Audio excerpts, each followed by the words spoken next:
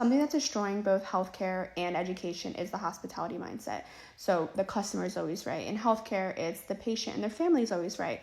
And in education, it's the student and their parent is always right. In the hospital, oftentimes, a lot of things that are what's best for the patient is not what the patient wants. So then you have to make the decision based on our expertise and what we know behind science and evidence, is this what's best for the patient? And in the moment, the patient wants this, this, and this, but that's not what's best for them. And that's why you're in the hospital or in our care for our expertise. So we need to give that to you, even if it's not making you happy in the moment. And I think the same thing applies to education.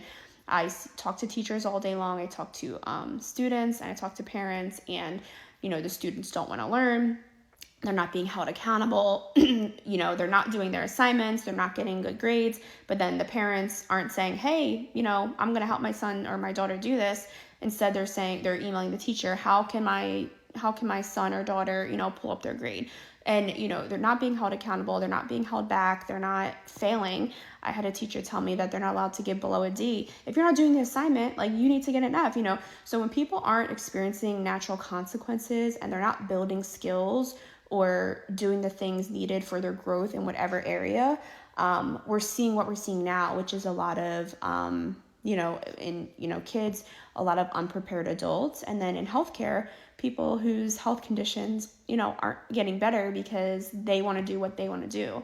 So this individualism and, making exceptions for everyone and, individualizing everything, customizing everything, again, leads to burnout. There's a lot of things contributing to burnout, but healthcare workers are burnout, teachers are burnout, because all of these things fall on them.